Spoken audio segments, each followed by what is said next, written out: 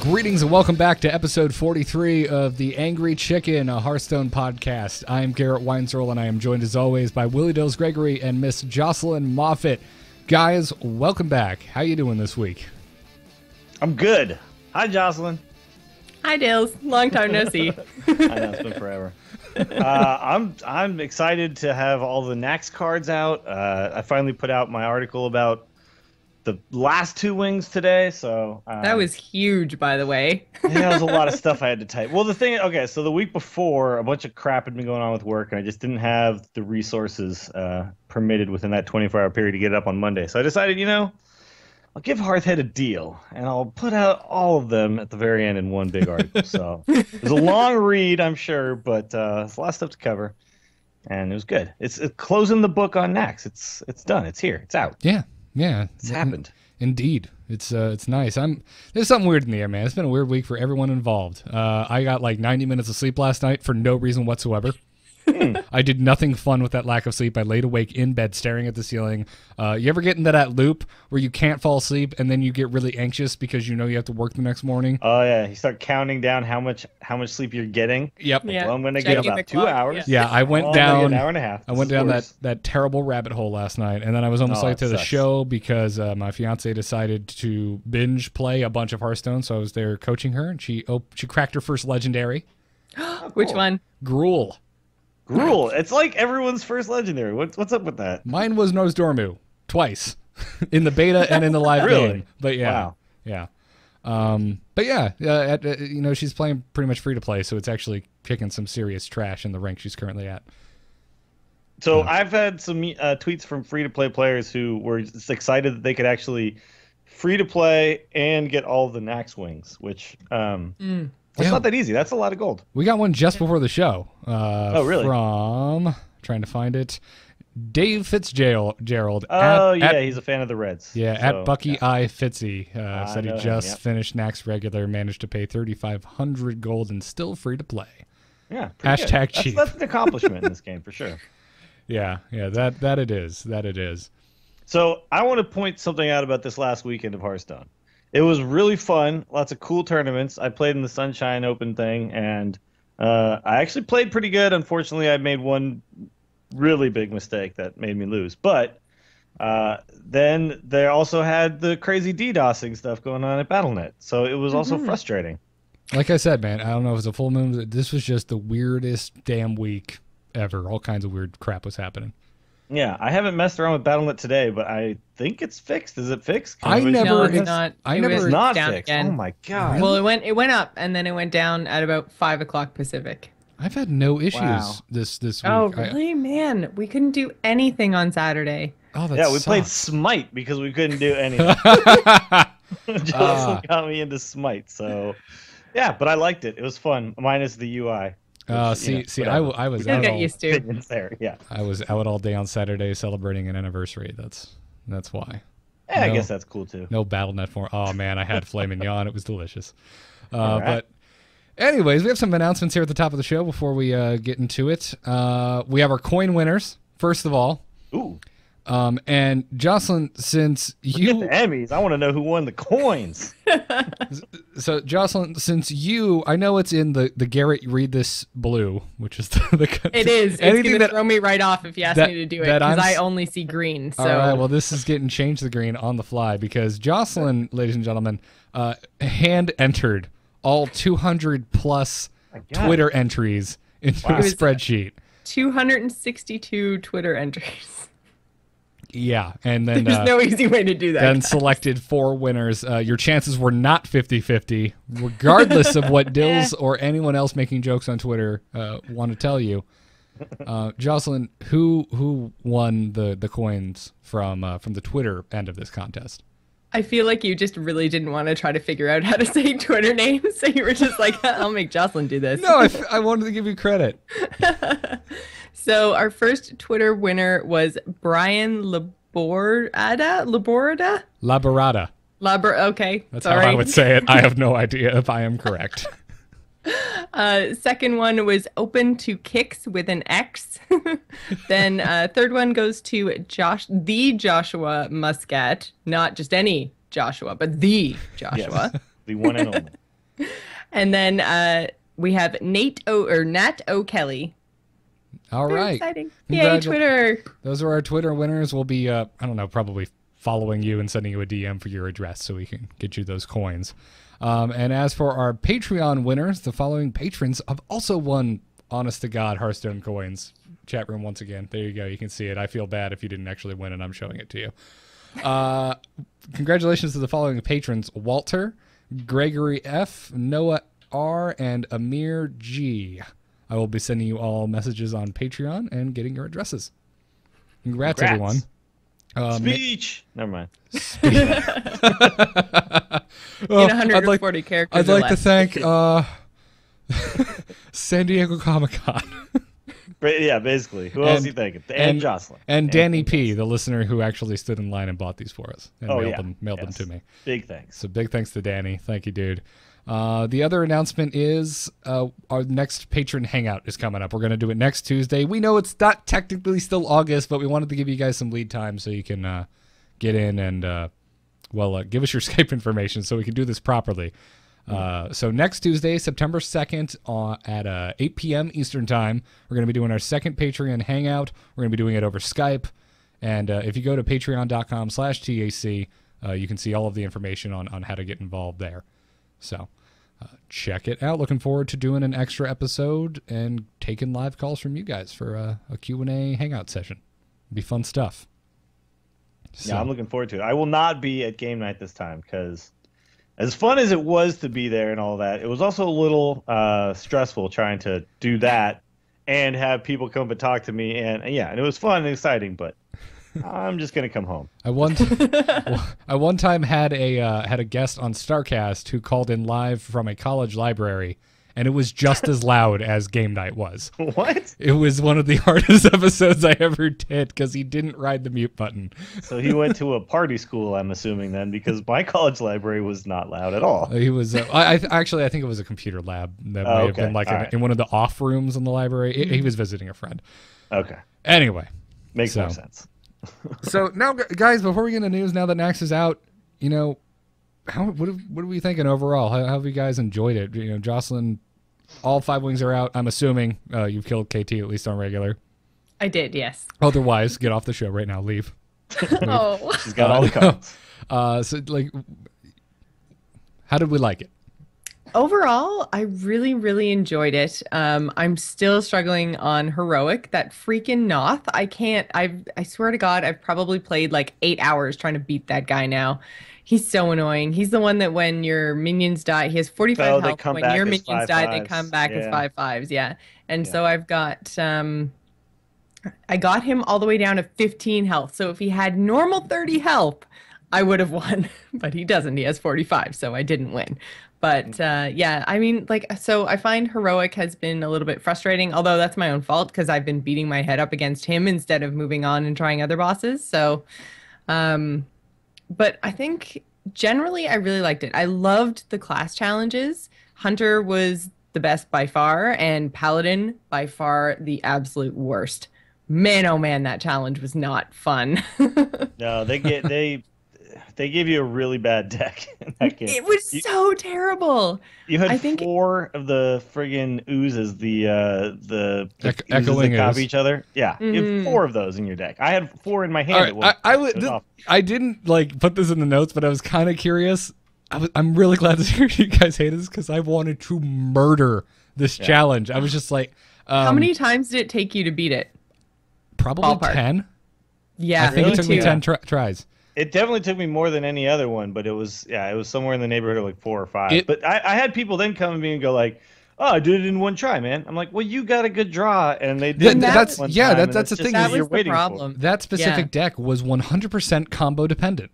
Yeah. If you didn't get a good combo, if you didn't get a good mix of cards, you were completely and utterly screwed. It was. I will say it here. This is the most unfun thing I have ever done in the history of Hearthstone. Agreed. Yeah. You have to get the card, right? So you just feel like I have to do it, and it was not a fun deck to play either. No. At least the mage one, I'm sure you probably could have gotten a bad draw on that, but that was just a fun deck because when you ever play with that many secrets, Yeah, so that kind of stuff was cool. I think the mage one was the most fun challenge. Yeah. Really? I mean, it's hard to beat the hunter one though because it's just. I was gonna say Yeah, it's so okay. All right. replayable. Those two for me are up there. The mage was the first one where I was just like, caught myself kind of grinning, like this is kind of fun for a card I know I'm gonna hate. Sure. Like I might actually go make this deck just for funsies afterwards. Yeah.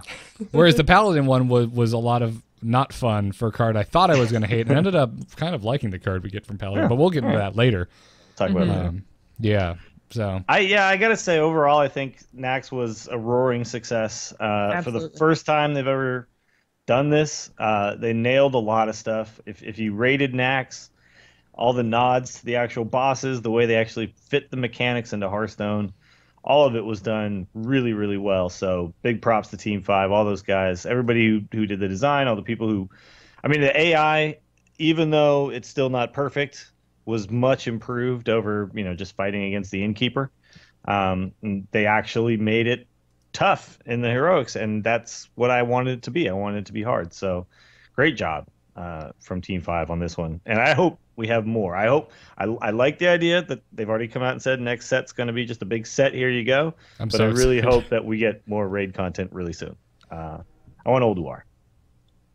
I want Ulduar, and I want it now. I was going to ask what you guys want the next raid to be. I want Ice Crown. Okay. I would not be disappointed with Ulduar though, because that has got to be one of the most original just design philosophies in any fantasy setting ever. Yeah. There's no matter which one they go with, it's going to be great. I know it's going to be great, but Ulduar is just one that's just my favorite. It's just the best raid ever. Yeah. Well, it's because it's the best raid. Yeah, it is. And it's a fact. It's not even an opinion. We're not slinging an opinion on this show. Everything we say is fact. Yes. Jocelyn, what about you? What raid would you like to see? Oh, see, this is terrible. Like I haven't actually raided in WoW. She's not a raider. In an actual, at level, because I came into the game right before Mist came out. So I spent the first part of Mist leveling to 90. And then by the time I got there, everyone was already through the normal raid content. And I'm like, well, I don't want to do LFR. Those guys are dicks. All of them. Yeah, they are. So but you can ignore them. So yeah, that's kind of the fun. I'm just yeah, I'm not a raider. I'm starting a raid team this week. Yay, exciting. Whoa. Nice. And it's full of people like me that just haven't done it, and it's on because I was doing New Braid with AIE for a while, but it was just way too late. So this one's an earlier time. It's going to be Eastern. I'm super excited. And we're going to start right at the beginning of Miss raiding stuff, and then kind of ramp up into Warlords, which is really, really cool. But I've only ever gone back and done things with one or two people, so I don't know what the raids were actually like at level. And so I don't know. I can't pick. I really don't know. I've been into Ice Crown. Well, Ice Crown's one of the ones I've done, and that's just a cool story anyway, right? So yeah. Sure. Yeah. But I feel like that should be saved for the release of the Death Knight class. I can see that. Do you really think that that's something that we're going to see eventually, though? Oh, yeah. I mean, we've already got an Ice Crown card back. That's this season's reward or next season's reward? I believe it's this upcoming season. But we will eventually. Eventually, we will get new classes. Yeah, it's going to happen. Yeah, Hearthstone's not going anywhere. I think the Team 5 is just going to keep growing. Yeah. And obviously, there's a lot of stuff on the that's on the list before we get to that, but that's going to happen. And that would be a good time to do an ICC raid for sure. Oh, chat room says Karazhan. That is actually the correct answer. Karazhan is pretty freaking badass. It's a mage tower. And Kara has to happen at some point because it's just such an iconic raid in World of Warcraft. So yep, it deserves to be in Hearthstone. It's a freaking wizard's manor. It's amazing. Oh, that's what that one is. That big tower. Okay. Yeah. Well, I've read the book, The Last Guardian. So I know who he is, but gotcha. I've never actually been in the raid. Gotcha. Cool stuff. That was one of the I think that was actually the last raid I ever got attuned to go into. That's the thing where you had to do the whole bunch of quests. I've read about this. You have to do a long quest line before you can even enter the damn thing, and thank God that's gone because at a certain point that was kind of cool. It was cool at the time. And there was doing it was part of. You kind of got excited doing all this stuff because once you actually finished it, getting in there was really cool, and you felt like you'd accomplished something. To me, it was like going on a quest I actually gave a crap about for the first time in the history of my playthrough of World of Warcraft. Not that I didn't enjoy some quests, but like it felt like this thing. Like I'm going on this journey, I'm killing all these bosses, and building this key so I can enter this badass dungeon. But it created a lot of problems too. There's a couple times we went there, and one person didn't have their attunement, or didn't even know that was a thing they had to do. Raid leader decides to bring his. Going, hey man, what? You don't know about this? You have to have it. I'm sorry, you have to go now. Your raid leader decides to bring his alt mage, and he's like, "Oh crap, I forgot." Yeah, I'm attuned this guy. It was good and bad. Yeah. Well, that's cool. Yeah, Nax, I think they just hit it out of the park. I really enjoyed it overall. It was great. But there's a lot of other stuff to talk about this week, so let's get into it. Good news, everyone! All right, this past week, Value Town actually had its last episode, which I am sad about. But Chanman and Trump actually interviewed Hearthstone senior designer Mike Donais. I'm probably mispronouncing that. And we didn't talk about what happened with Chanman, right? He's stepping down from everything. Yeah, well, we couldn't have because he announced it in between episodes. Oh, I guess that's true. Yeah. But that's kind of crazy. So yeah, he's like doing what you did on Into the Nexus, but to everything in his life. All of it, yeah. But good luck. I hope that he's happy with his decision. I hope he doesn't look back on it and regret it. But I understand. So, well, the cool thing about Chanman, you'll be missed. You know the cool thing about do-it-yourself entertainment, you can always come back. That is true. There's nothing stopping you from just being like, I feel like doing another show. Yeah. Yeah. So, anyway, Mike, would you say Donais or Donais? I think it's Donais. I think it's Donais. I don't know. I'll say Donais. I'm not sure. I have no idea. Anyway, he dropped a few extra tidbits in terms of the next Hearthstone expansion. He said that the next card expansion will feature, quote, not exactly 100 cards, but it's a lot. So there's giving us more or less. I don't know what that means. I think it's going to be in the 90-ish range. Okay. Given that. Okay. That amount. That sounds right. I'm sure if they're trying to give like equal amount of new cards to each class and then a big chunk of neutrals, they're going to end up with a kind of funky number. Yeah, that's true. But we'll see. That excites me though. At least that gives us a ballpark of how many cards are coming. That's going to really upset the meta. I'm so excited. That's like, it's 3 times as many as Nax, and Nax just made the meta go crazy. It's going to be amazing, and I also, if you're just buying booster packs to get them, it's going to be really interesting too, because some people will just get them all the first day. Some people will just drop whatever amount of money it takes to get them all.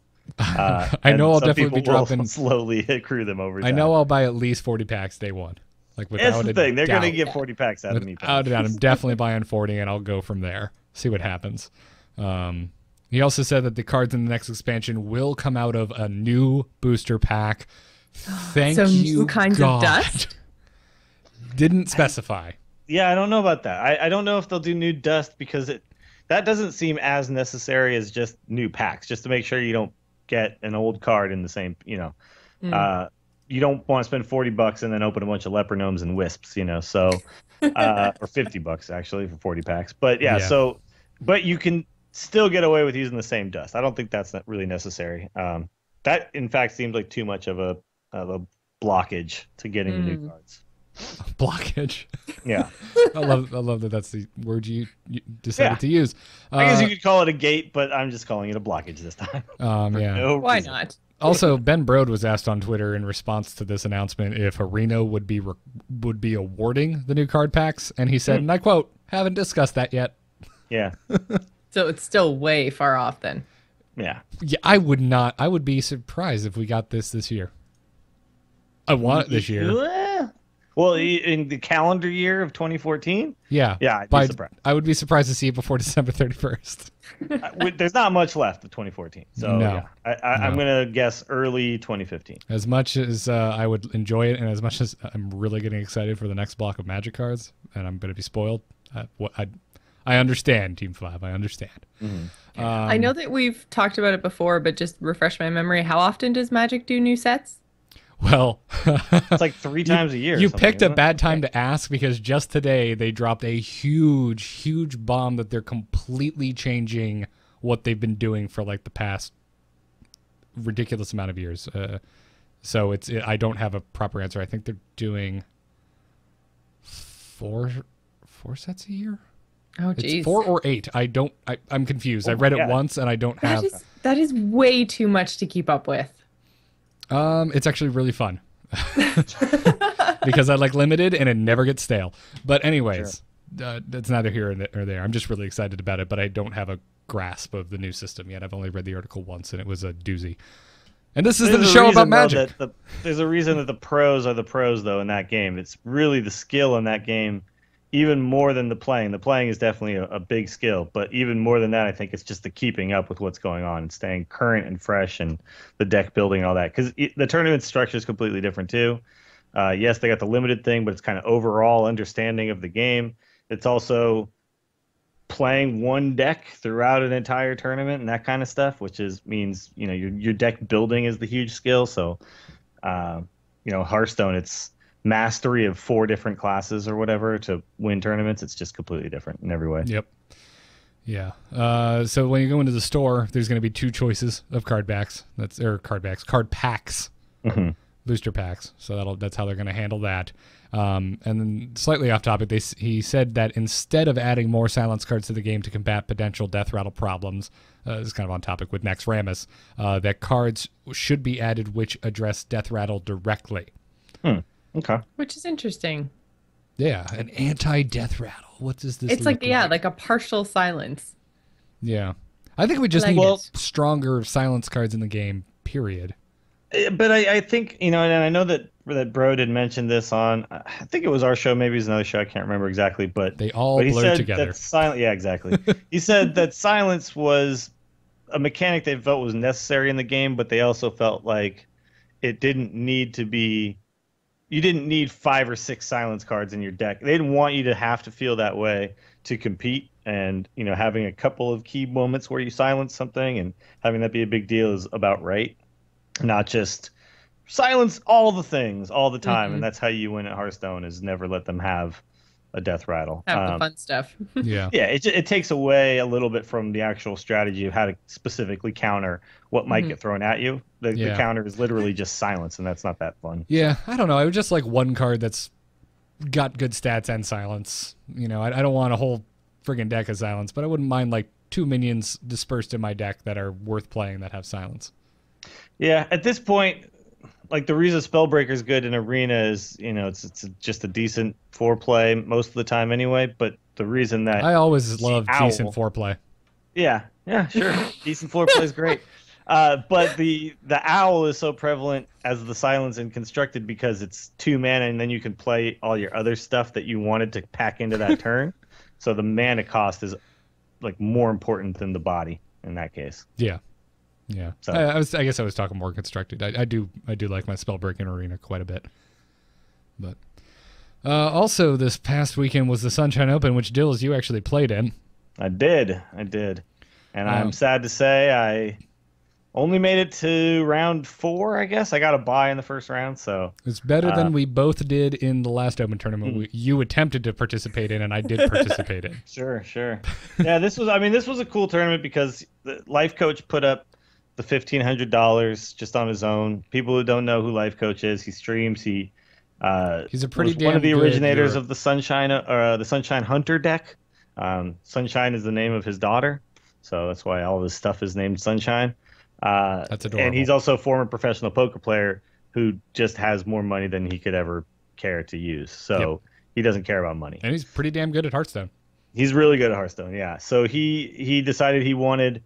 And I really appreciate the sentiment from him, is that he wanted the tournament scene to not just be just a scene for these 12 to 20 or whatever pros that get invited to everything, the same cast of characters you see all the time. And I understand why you see these guys all the time.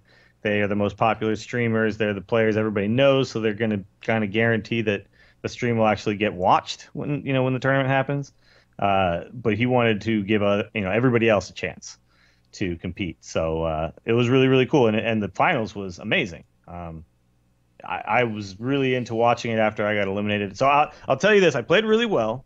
I 3-0'd my first guy. Then I beat the next guy 3-1. And then the third guy, I was kind of texting and maybe kind of half there and half paying attention. And I was a little hopped up on coffee at the time. Never texting in Hearthstone. I know. I was a little hopped up on coffee at the time, and I had lethal, and I soul fired the minion instead of his face because I let go of the button.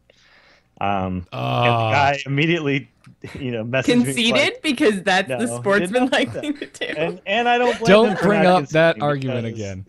I'm not. Yeah. I'm just teasing. I don't blame him for not conceding because there was $1,500 on the line here. So, yeah, you take the win. The other guy didn't soul fire my face when he had lethal. That's crazy. And then he actually won that game. So, yeah, that was kind of sad because I ended up losing that match 3-2. So had I won that game, I would have won that match and moved on. And who knows? What kind of Warlock deck were you running? Just out of curiosity. I was running Zoo, but Okay. a more aggressive Zoo, not the just straight board control You Zoo. don't I need was to more- justify it. I just wanted to make sure I was justified for all the crap you've been giving me for playing Zoo over the past couple weeks. I don't give anybody crap for playing Zoo. Come on now. The Zoo I was running though was like the double power overwhelming Leroy kind of Zoo that can basically burst you from 20 health or something like that. Gotcha. So, yeah. All right, cool. I missed the finals entirely, and today I was like doing what I do when I miss tournaments. I crack open Team Liquid and read their Wikipedia or their Liquipedia, like the sports page. And to my surprise, Brian Kibler was in the freaking finals. Why didn't anyone text me? Nobody told you I this? watched him play. He was good. Yeah, I was watching his he's stream the day before because he was streaming the whole run. because he's a professional card player. He's in the Magic Pro Tour Hall of Fame. No, I mean like he was good at streaming. He wasn't just good at Hearthstone. Gotcha, he was. gotcha. I liked watching him. No, he is a cornucopia of knowledge. He has a wonderful blog over at bmkgaming.com, which you should read if you just want to learn how to play card games. Period.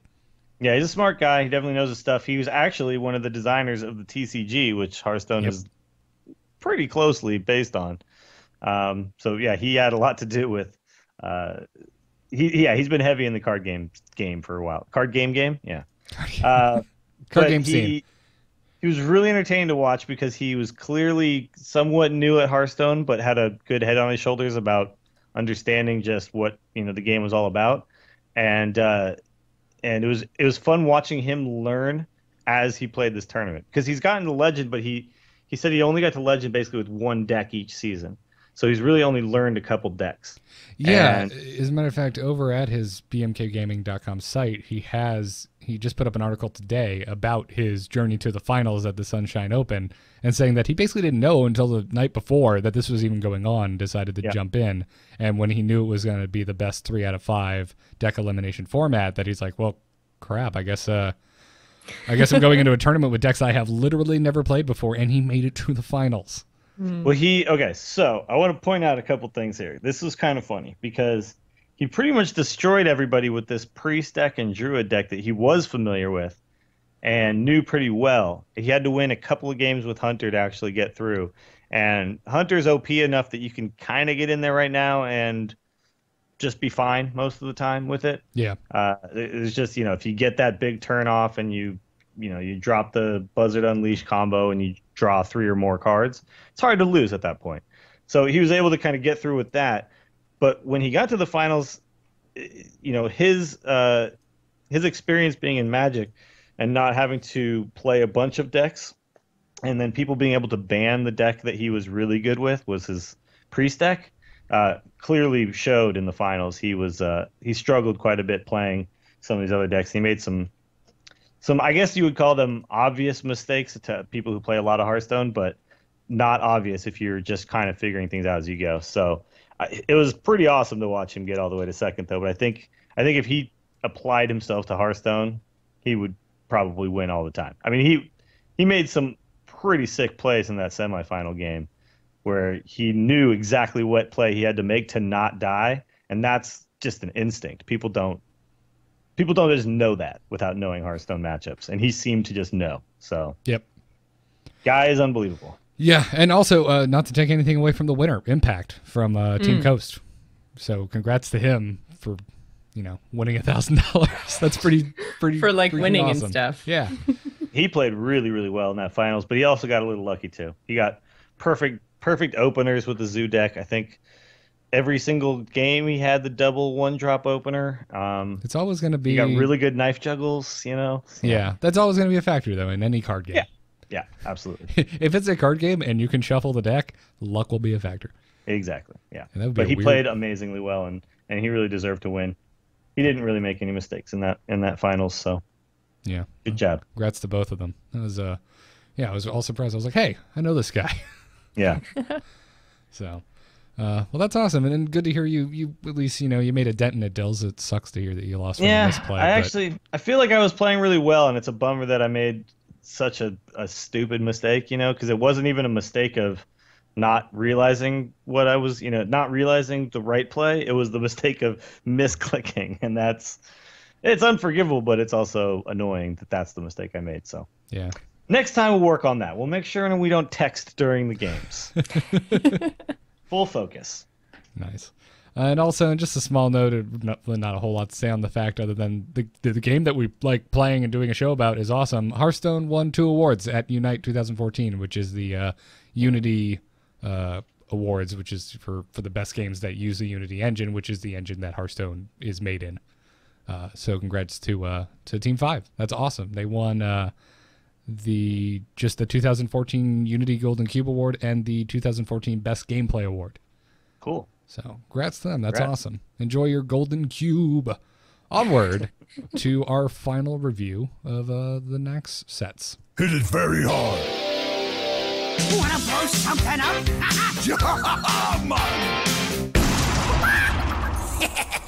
Time to pay.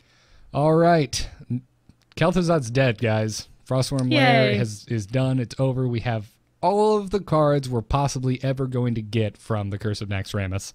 So let's get in here and talk about the last 4 cards. It's going to be a slightly shorter review as opposed to weeks past today. First up, Mr. Echoing Ooze. Let's take a look at this card. Echoing Ooze is a neutral minion. It has no minion type. It is of epic rarity. Costs 2 mana to play, has 1 attack, 2 health, and reads Battle Cry. Summon an exact copy of this minion at the end of the turn. This is a fun card. Yeah, it's a really fun card. I like Echoing Ooze, and I remember seeing it and just being like, Battle Cry, what are you doing at the Death Rattle adventure? Get out of here. But it's really fun, and it feels very Naxy because I'm sure we've all died to the Frogger Oozes at some point. Is that what this is supposed to be copying or is supposed to be referring to? I'm not sure. It's really just where my echo, brain goes. What oozes did echo? I'm not sure any did. Okay. I can't think of any off the top of my head. Those are just the first thing that comes to my mind. Yeah. Okay. Was it the ones in that circular chamber that exploded? Oh, it could be the circular ones. I think it was a the ton circular come at chamber. you. Yeah, just a whole bunch of them come at you. Just before the patchwork room. Sure. Jocelyn, you know what we're talking about. I have no idea what you're talking about. Guys, I started playing in Pandaria. Or Cata. You started in Cata, right, Joss? Like right at the very beginning. I was like level probably 50-ish when Mist came out. Okay, so you started in Cataclysm. It's fine.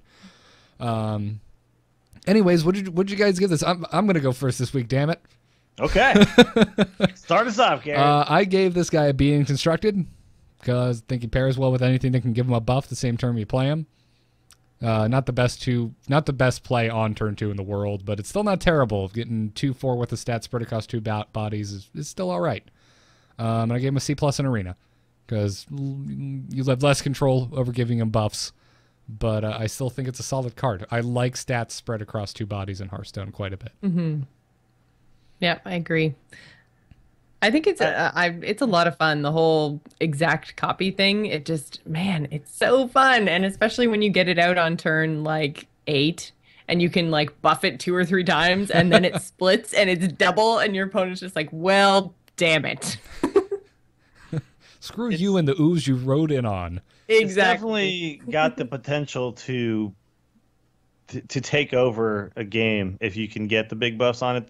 But I'm a little less enthusiastic about it because I feel like I don't really like decks that just run buff cards, just cards that buff, unless they're specifically, aggro type decks. So I think there's some aggro decks that really works well in.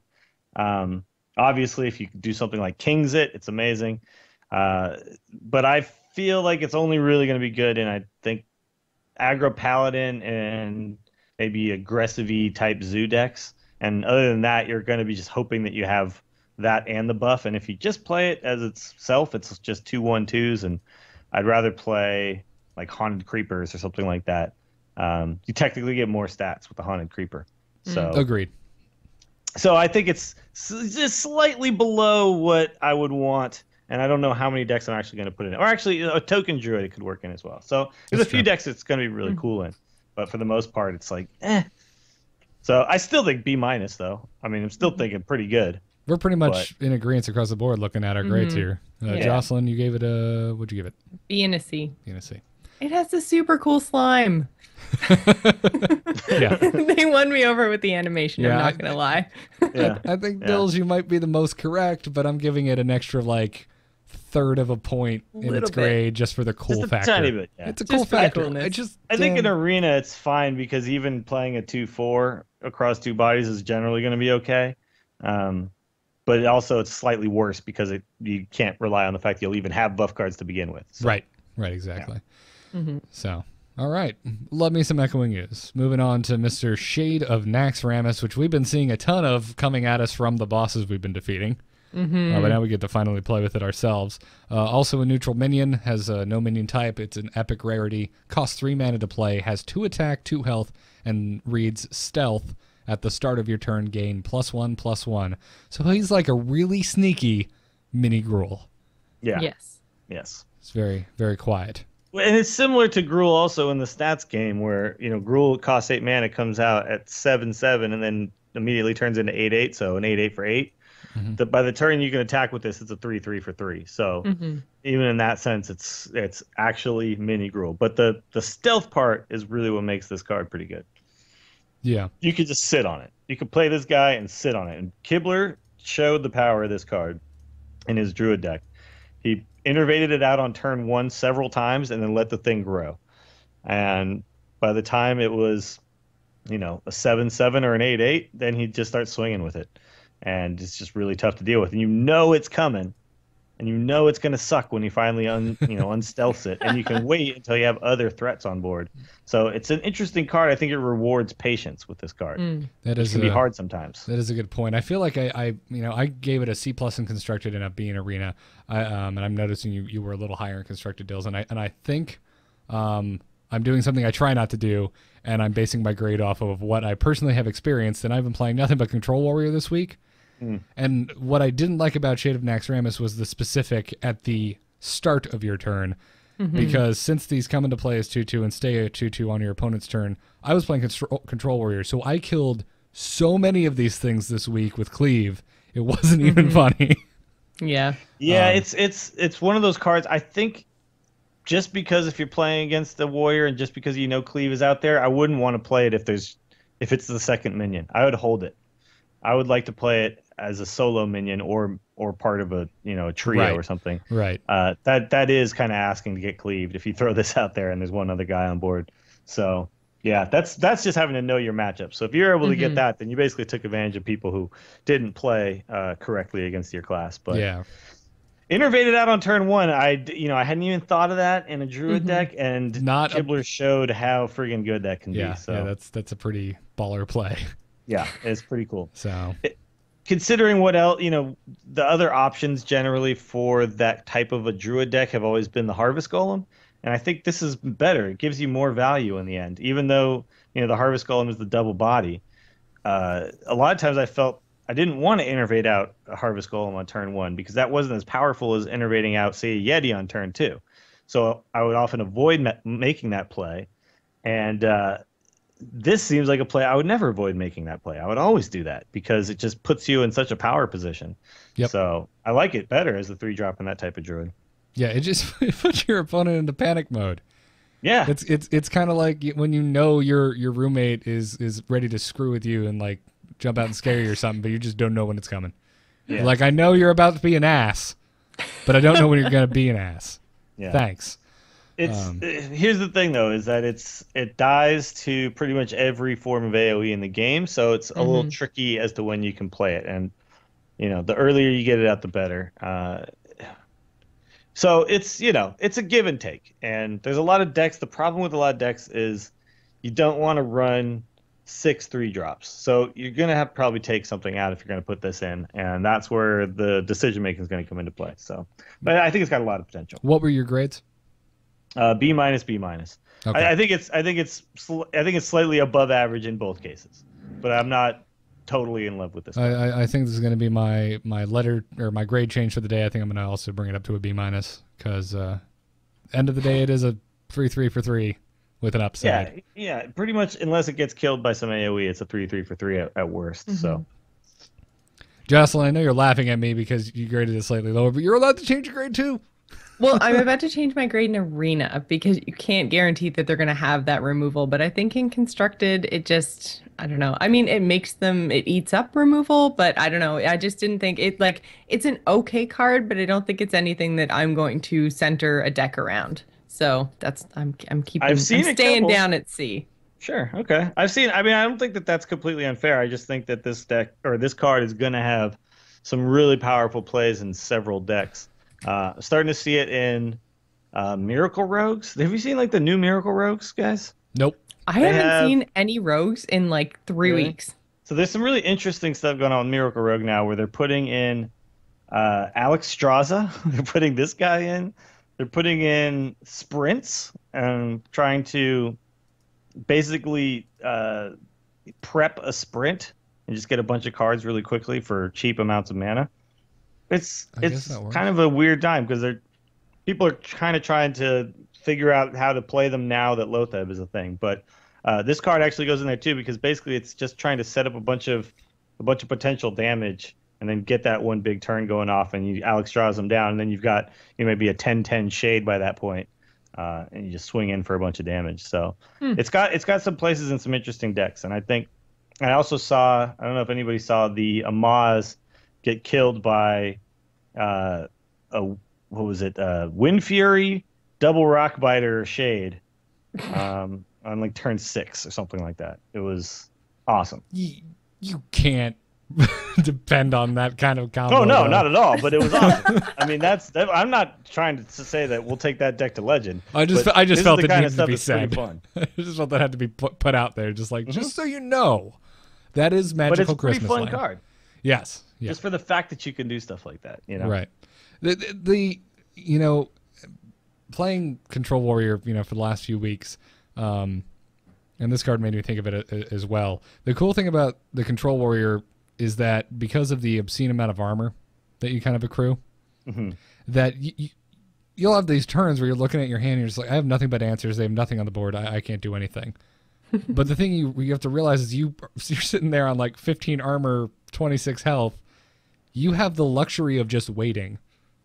And the Shade of Naxxramas is interesting because it actually rewards you just for waiting. Yeah, it would be an interesting card in a Control Warrior just because you could put it out there, continue to answer their board. Oh yeah, I'm not sure if that wasn't necessarily my point. I just like that, since beta, Hearthstone's been a very fast-paced game. Rush has more or less dominated, and Miracle Rogue, which is still very much it's not a traditional aggro deck in the sense it's still a very fast deck. It doesn't seem fast when you're sitting there waiting for them to draw the entire deck, but it still kills you by an early turn.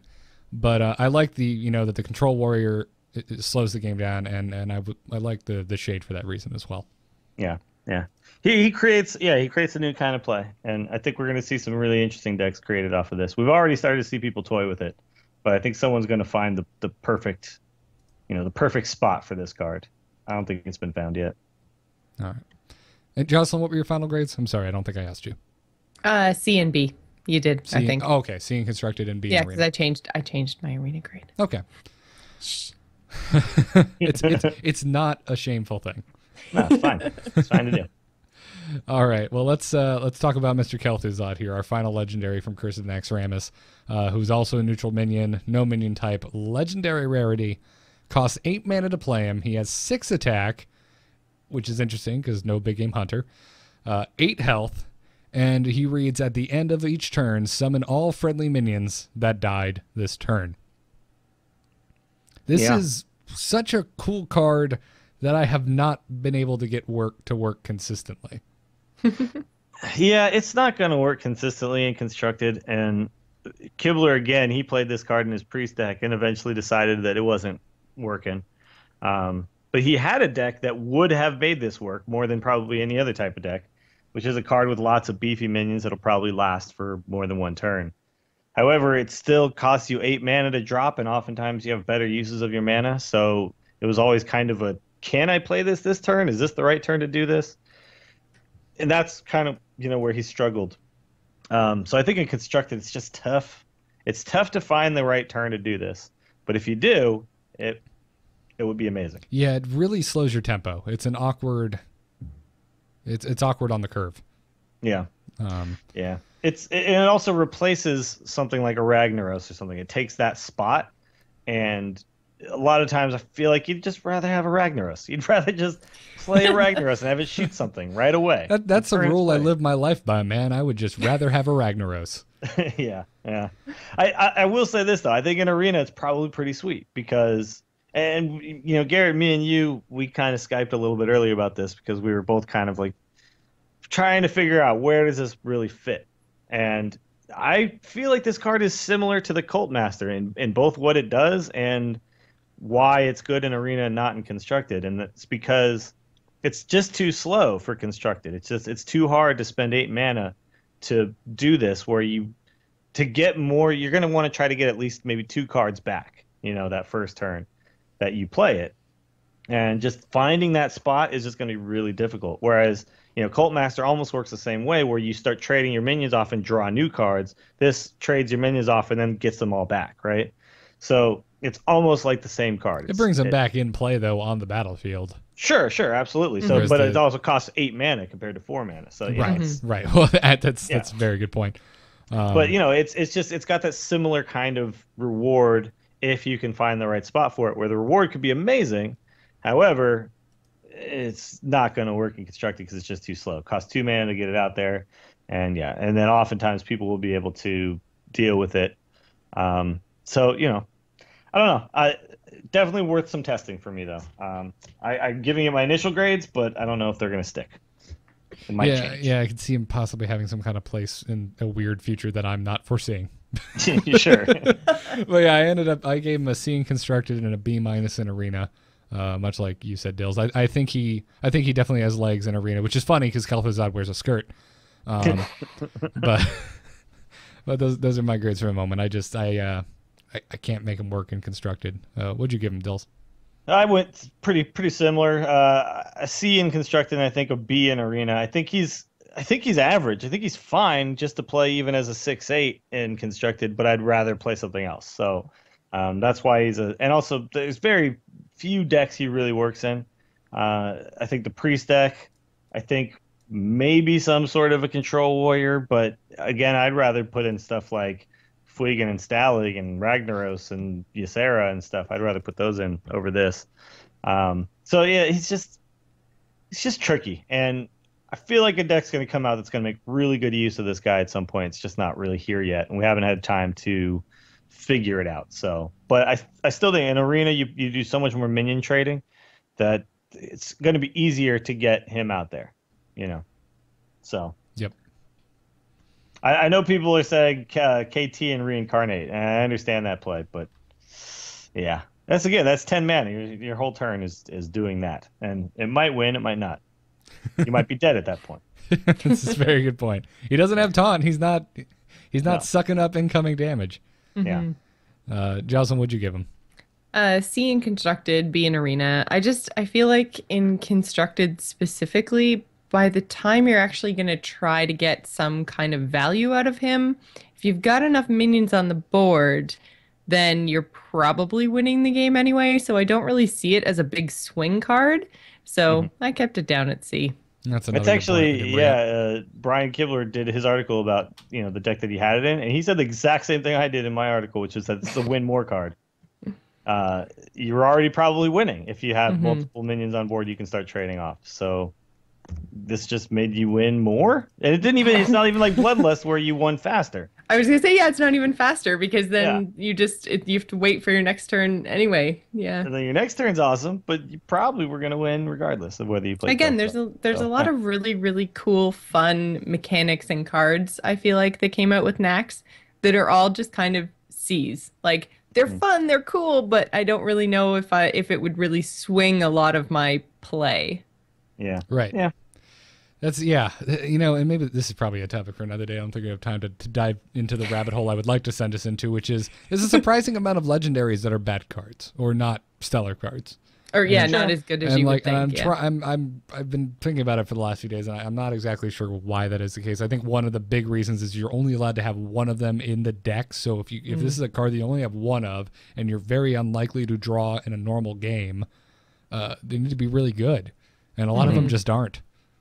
Yeah, but I think there's a fine reason for that, and we should probably talk about this at some future point. We've talked about the legendaries, but I feel like the reason behind that is because if every legendary was just amazing, then you just have a bunch of decks of 30 legendaries. Once you got all right. You know what I mean? So it's got to work out where only a few of these is actually going to work in each type of deck, and I think they found a pretty good balance for that. Yeah, I think it's in a good spot. Just for whatever reason in my head, I'm just like, I feel like there should be a couple more that are just no-brainers.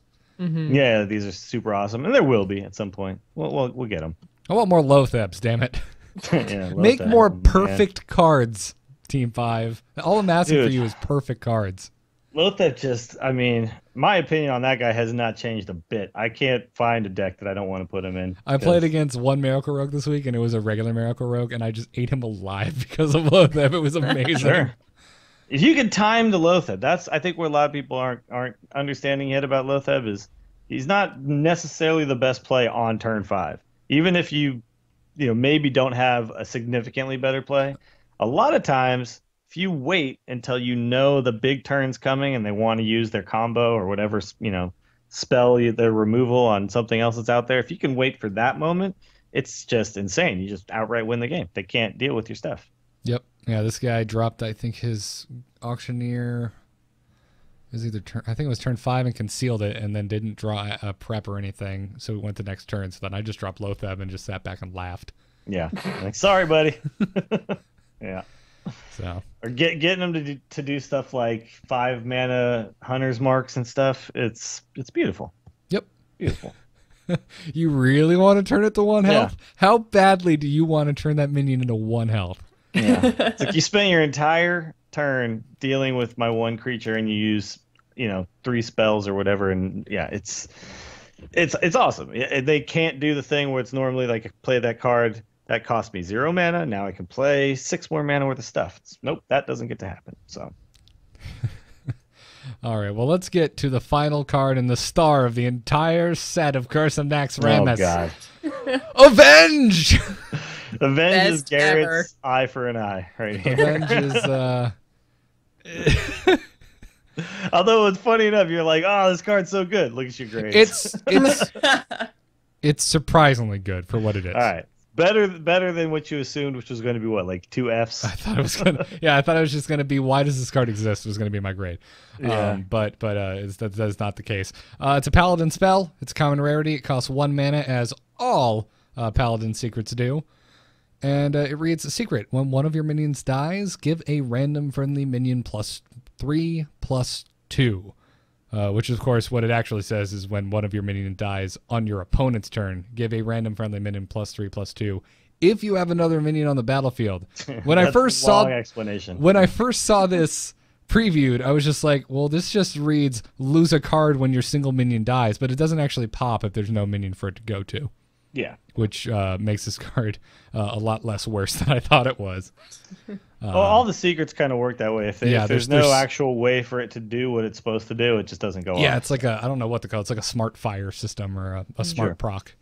It only procs if it can actually do what it's supposed to do. It's never just wasted, which is a good fail safe. Sure.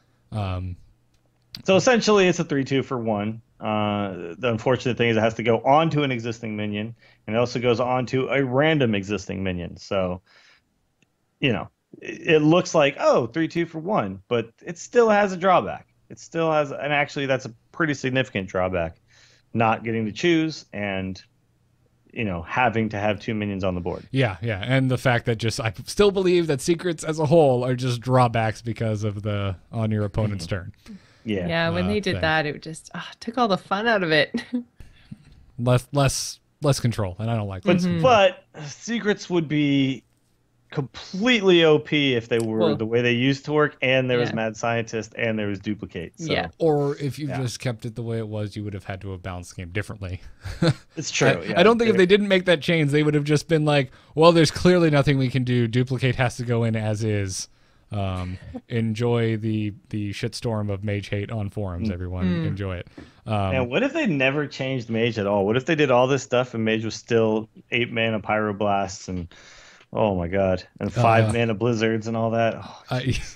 It would just be the class to play, like Rogue was in beta. It would destroy everybody still. Well, early beta. But yeah, we were so ready to hate on this card. This card actually works pretty well because it also works in conjunction with what's the 2/1? To get down. That's all I know it. Noble Sacrifice. Noble Sacrifice. It Noble Sacrifice counts as a death, which procs Avenge. And because of Mad Scientist has made a lot of mediocre secrets playable. Yeah. I still think though that those are the only 2 that you'll play pretty much in all the Paladin decks. Although you might do some redemptions. But still, redemption has a pretty big drawback as well. The fact that it comes back with 1 health and stuff. So there's only a few things you really want redeemed. And yeah, the Mad Scientist makes most of these somewhat playable, but I don't feel like you're ever going to see this in Control Paladin. It's really only going to go in Aggro Paladin. Right. But it has a home in Aggro Paladin, which is why I think it's worth. I gave it a C+ in Constructed and C-. And I even wrote like /D+ in Arena because I think this could be. I'm not in love with it for Arena, but it's a strong. I love that you just couldn't make up your mind. I was just like, I don't know. This could really suck in Arena, but in Constructed, in Aggro Pele, Raynad's got an Aggro Pele out right now that this works really well in, and I think it's a strong C+. I don't think it's like it's not a rock star card, but it has a home, and it's a lot better than I gave it credit for initially. I agree. I think with the addition of Mad Scientist to the metagame and the fact that card has actually worked really well, I think that all of the secrets kind of got a slight buff in my eyes. So I actually went with a B- in Constructed for this because, again, I really like the Aggro Paladin deck. I think it's a lot of fun to play, and I agree. It replaces some cards that I wanted to replace anyway in that deck. So. It also has the added benefit of being 1 mana, so it's easy to dump your hand with this card and then draw a whole bunch of new cards with Divine Favor. So it really, really fits well in that card, or in that deck. So I actually really like this card in that one specific deck, and I think it really adds a lot. So, it still gets a slightly decent grade from me. Even though I still don't think it's a good card in any other deck, it's fine. It's really good in that one. It has a home on 1 deck, and it actually serves a purpose. It deserves a decent grade in Constructed. And that's why it's got a pretty low grade in Arena for me. I wouldn't pick it in Arena almost ever. So, Jelson, what'd you give Avenge? C's across the board again. It's no eye for an eye. You're not as good as eye for an eye. Love letter signed Jocelyn. But no, everything you guys have said. I feel like this whole week I've just been like, it's okay. It's okay. I mean, the fact that you can't, or like it won't go off if it doesn't have a minion to bounce to, better, but yeah, still just kind of meh. I haven't been able to make it work really well yet, so I think maybe I just have to play around with it more. You definitely need to run it with the Get Down Secret and Mad Scientists, and that be it. I wouldn't recommend Reincarnate, at least not in that specific kind of Raynad build.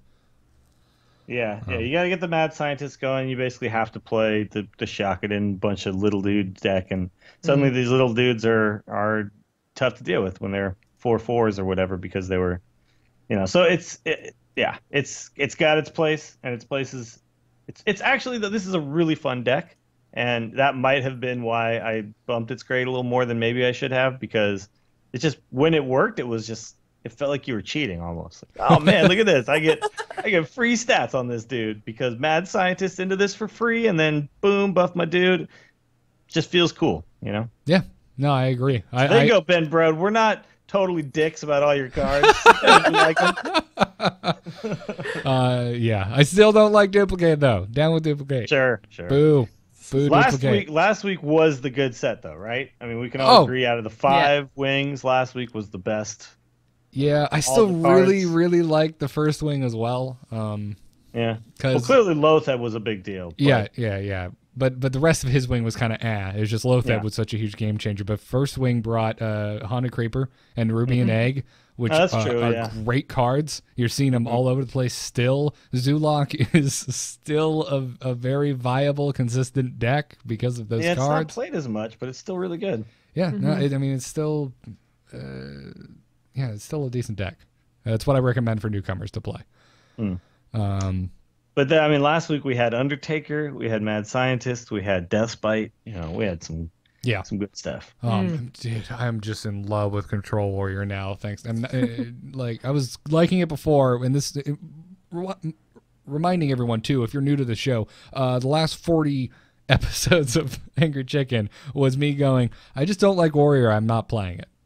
And now it's all never really messed with it. Yeah, it's. I was the same. I think my Warrior was still like level 5 until like literally 2 weeks ago. Yeah.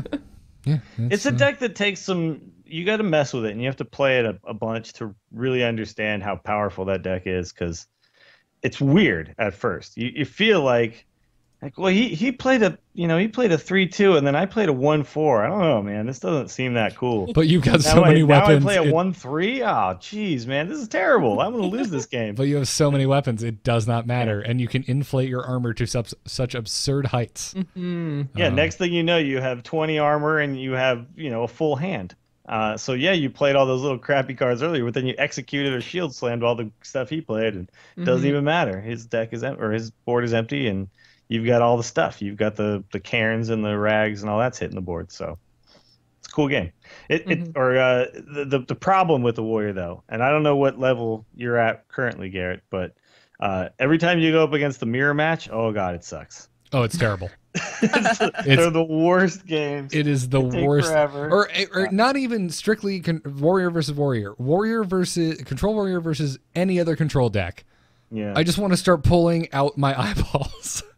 Yeah. Like, just make it end. Make it end. Oh, great. He had the one card he needed to give him the edge. I guess he wins now because it's just a snowball at that point. Or it's just whoever's going to die first from fatigue. It just gets really awkward towards the end of those games. Yep. But still, good deck. Good deck. And it's very good in tournaments because you can straight up hard counter a lot of decks. So... like you can say, oh, you playing the Hunter? Great. Good with me, man. Let's do this. I'm just going to destroy your face with this Control Warrior. And so it's a deck you must understand if you want to do well in tournaments. Yeah. And I had Control Warrior, Zulok, and obviously Hunter when I played the Sunshine Open. Nice. You need that Warrior to counter stuff. You need it. Yeah. Well, I'm glad to end it on the surprise happiness of Avenge. It's a good place to end our Naxxramas set review. If you missed the rest of them, go listen to the past 4 weeks of Angry Chicken, because we did one wing every week. Enjoy. Let's take some emails before we end today's show. Hello. Hello, it's me. Hello. Just quickly, do you get my message? Yep. Oh. Hello, brother. You can send your emails to TACpodcast@gmail.com if you'd like to join in on the conversation. Our first email today comes to us from Macchiato, who says, "Hey there, Cluckers and Cluckette." I like that. I like that too.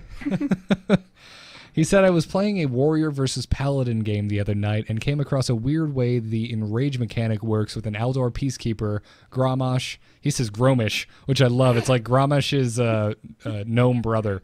And I was going to fix it, and then I was just like, no. Gromish is better. Good old Gromish.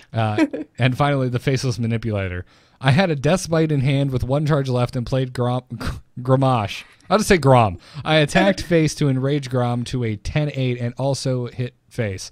Next turn, my opponent plays an Eldor Peacekeeper to reduce my Grom's attack to 1, but his health was still red, and 8 signifying that Enrage was still active. I played Rampage on my Garrosh to make him a 4/11 and facelessed him expecting another 4/11. What I got was a Grom at 13/14 and finished the game by attacking his face. Whoa. His question is, do you think this is working as intended? I fully expected to get another Grom at 4/11.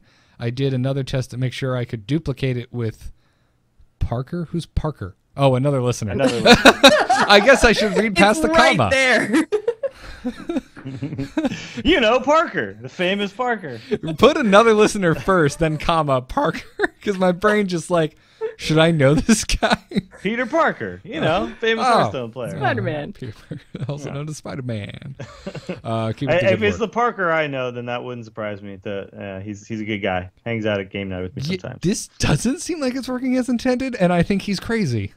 I don't understand this at all. No, because Faceless Manipulator copies a minion exactly. Okay, so chat room is saying it's a bug. For some reason, Enrage is applied last when it gets Faceless Manipulator did. Okay, so basically what's happening is it's copying it as the 4/11, and then it's saying, oh, look, he's injured, so he must enrage now, and then he enrages. Oh, okay, so it is a bug.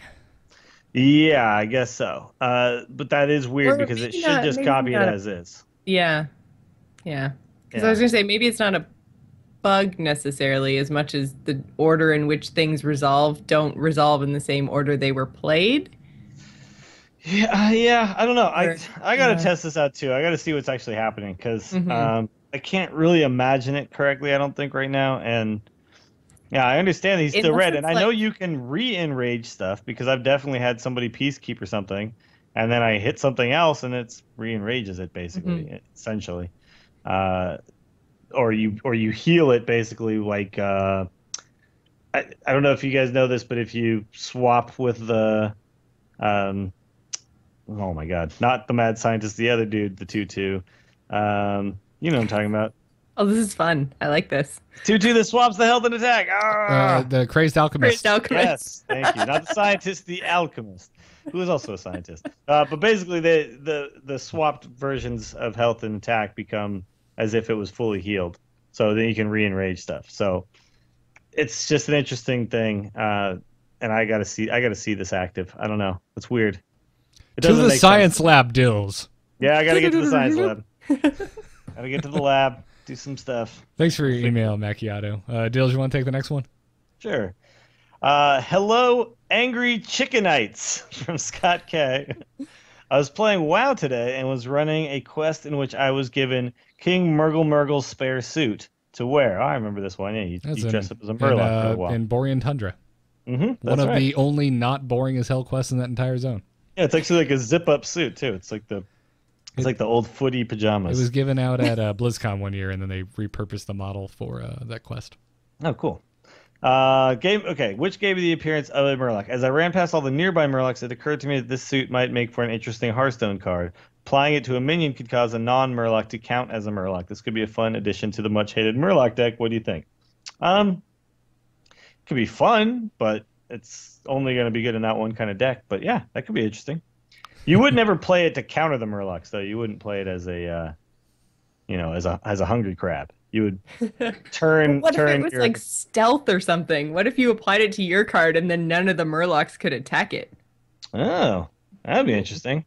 Immune to Murlocs? Yeah. Oh, that could be interesting, and it would be a lot more interesting if there was more freaking types in the game. Give us more card types. Yeah. Just give all the existing cards a type. And then invent an entire new type of card mechanic.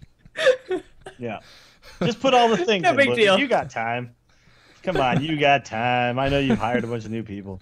No, I like this idea. I don't know if this particular version that would be cool, but I do like a card where you could kind of apply a buff that would affect the card in an interesting way that's not just add 2/2 or whatever, you know. Mm-hmm. Changing the type of card it is and all that kind of stuff. That it would have to be, it'd have to be more than you got to add stuff. You can't just be Murlocs and pirates, right? We need more than that. But it could be interesting for sure. It better be more than Murlocs and pirates. It better be. It needs to be. At some point, it will be. Yeah, that is a fun idea for a card that there. Scott, thanks for the email. I like it. Jocelyn, final email for today? The last one comes to us from Swede. He says, just heard 42, great podcast, regarding predictions for the big expansion. I suspect that instead of an entirely new class, they'll release new characters for existing classes with new abilities. Instead of Thrall with the totem for 2, how about a Tauren Shaman with 1 damage for 1 mana, Overload 1 as an ability? Night Elf Hunter, and there's more examples, but that's a lot of examples. The WoW fluff would certainly support a massive variety of characters. Whoa, I didn't realize that he said it was WoW fluff. It's lore. It's not fluff. Would certainly support a massive variety of characters within a class, and I suspect it'd be easier to balance a new ability versus an entire new set of basic class cards. Boss minions and Naxx even have set the precedent for an auto-cast character abilities. They could even explore characters with different starting health, deck size, and even initial board state. Not holding my breath for Death Knights. Cool though they'd be.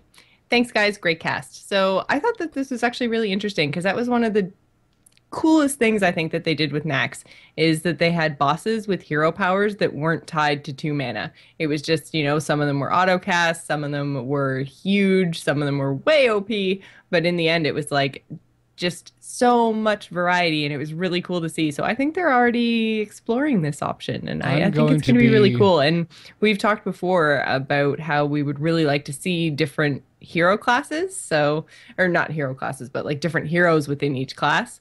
So you could play, different mages and maybe be Ronin or something instead of being always the same characters. So I think it's really cool. I think it's a cool idea. I hope they do something like this. I'm going to be the Grinch that steals the Christmas that is you and Swede's excitement for these ideas. Oh, why? First of all, I think it's insane that he thinks this is more likely to happen than a Death Knight class. I'm just going to put that out there. Fine. But it's a cool idea. Well, they already talked about having different heroes for the classes. They talked about different portraits. We're not different portraits. Not necessarily like different hero powers. We're not getting new hero powers. And we've talked about... I talked about this on like episode 5 that I wanted to have different hero powers for each class. Yeah. So we talked about this a long time ago, and I remember Garrett thinking like, nah, that's not going to happen. I like the idea of the different mana costs, though. Like different hero powers with different mana costs. That's the part where that's what I thought was cool. That's where I'm going to apply more Grinch logic. Stop it, Garrett. The bosses in Naxx don't have it tied to specific mana things because they're supposed to be broken and hard to deal with. Well, I know, but... Whereas hero powers for players that you and I can actually play against other players are supposed to be balanced. Yeah, I don't see them ever balanced for different mana cards. That's like saying that cards that are different mana costs can't be balanced with each other. Sure, they can. Yeah, but it does create... It creates a dilemma when it comes to balance because you're going to have to make that hero power be much more powerful than the other hero powers. And I feel like they're sticking with the 2 mana for everything. It's just how it's always going to be. Mm-hmm. Just logically, that's probably what it's always going to be. But I would like to see... I don't even think they have to come up with new ones. Me. I hate it when you guys gang up on me. No, not ganging up. The way I actually see it happening is that, you could be a board control hunter or an aggro hunter and choose like the mage hero ability or the 2 mana or the 2 damage to the hero one, and then build decks based around what type of hunter you are.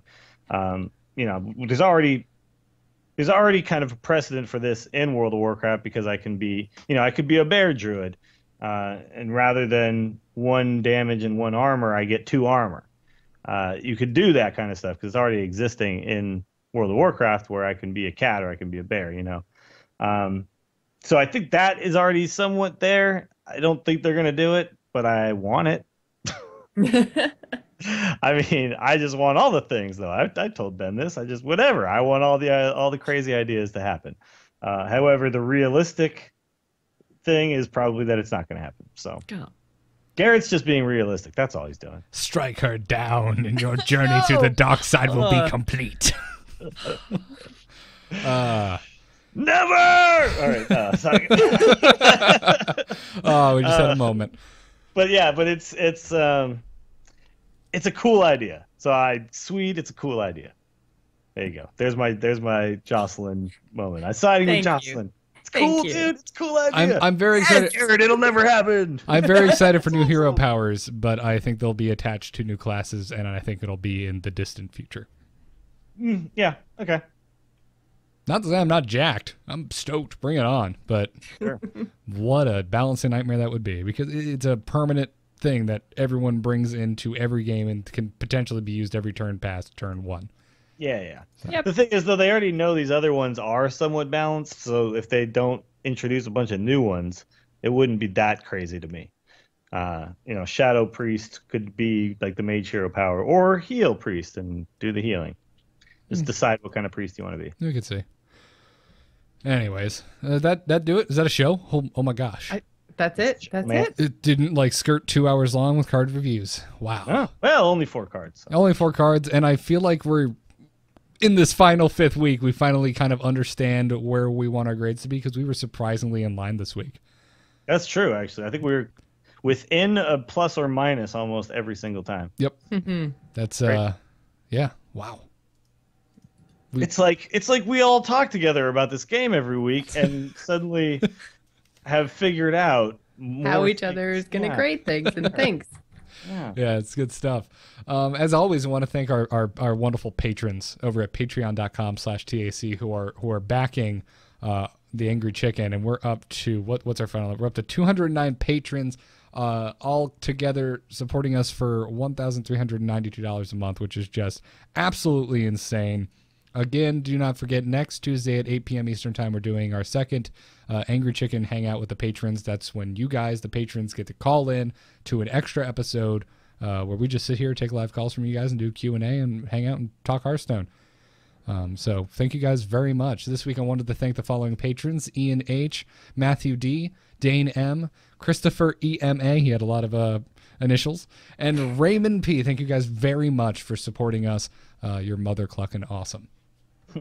We appreciate it. And also those of you who are, if you're listening on iTunes and leaving us reviews, we really appreciate it. So this week, I wanted to thank the following iTunes listeners for leaving us 5-star reviews. Thank you to JL Grady, King Ridge 93, Dorian, who said we're an A+ podcast. Nice. Thank you, Dorian. Nirvana 13A and Cyrenix. Thank you guys very much for your reviews in the iTunes store. We appreciate it a lot. As always, The Angry Chicken is a production of amove.tv and the Frog Pants Studios, which you can get by going to, or see by going to frogpants.com. Email us at tacpodcast@gmail.com. You can follow the show on Twitter at TACpodcast. We like yapping with you guys, so chances are if you tweeted us, we'll probably tweet back, especially if it's a question. Yeah, most of the time. If you're just like, look at my ham sandwich, I may tell you it looks like a tasty sandwich, but I'm not big on ham, so... there you go. Catch us live every Monday night at 10 p.m. Eastern right here on twitch.tv/amovetv. If you haven't checked out a live show before, it's a lot of fun. Get in the chat room, talk with other folks who also enjoy Hearthstone, and try and make us stop paying attention to what we're saying and instead read all of the Star Wars quotes that have started since my Emperor impression. You guys are great. I love you guys. And follow the channel. Helps us out. The mobile live stream can be found at alphageekradio.com. And you can check out Brian Griffith, the musician who made our intro music, over at briangriffithmusic.com. Dills, where can people find you? People can find me on the Instance, the World of Warcraft podcast, so you don't have to, with Scott Johnson and the T every Friday. Had a fun one last week and going to have more to talk about this week, because hopefully I'll get to raid some more. And raiding was really fun last week, so be back for that. Also, you can listen to the Torture Cast, which will be coming on right after this. We're actually doing a live call-in show tonight, and pretty much from here on out, I think people can call in whenever they want, because we actually do have a number set up now. I don't know what that number is because I'm bad at stuff and I don't pay attention. But if you go to torturecast.com or go to our Twitter, it's at torturecast. We got some tweets going on about it right now. That should be your tagline. Torturecast. Yeah. We're bad at stuff. Well, I'm bad at stuff. Dills is Everybody else bad. has it. Sorry. They got it all figured out. Torturecast. Dills is bad and at of course, stuff. articles on Hearthhead, and if you like golf, Mediocre Golf Association, MJTour.com, getting geared up for the World Championships coming up here in November, and I could not be more excited. We're finally starting to nail down some of the details, some of the deets. We got over 70 people signed up already, and that's awesome. So Hopefully this year we get like 150 or something and just blow it out of the water, which we do every year anyway. But yeah, this would be amazing. So check that out. Sweet. Jocelyn, what about you? Mostly just follow me on Twitter or Twitch. Both places is GIS Gamer. I'm also right here on A-Move TV every Friday night for the Gamers Inn. We're doing a lot of extra life stuff. Garrett is going to play with us this year. Probably. I still need to check my calendar, but I'm hoping to be involved. You have to now, because I said so. And I also think live on air, so it's a thing. And I don't think I've confirmed with him, but I'm pretty sure Ryan told me I was coming on the 12th for Destiny talk. So. Oh yeah, because I'm going to be in Ontario. So yeah, Garrett's going to guest in a couple weeks. Oh, you're not going to be here for me to tell you why the studio that made Halo is one of the best gaming studios out there, and you're insane. No, I'm going to miss that. That makes me sad. Darn. That makes me sad. That's sad. Well, you can when you're done checking out Jocelyn, who doesn't like Halo, but you should still check her out anyway. You can follow me on Twitter at GarrettArt. You can see my graphic design portfolio at nomoonart.com. I have a published game, guys. It's out. Yay! I didn't make the game, but I was a graphic designer on it. You can get it now in stores. It's called Lost Legacy. It's put out by Alderac Entertainment Group, and you can see my name misspelt in the credits at the end.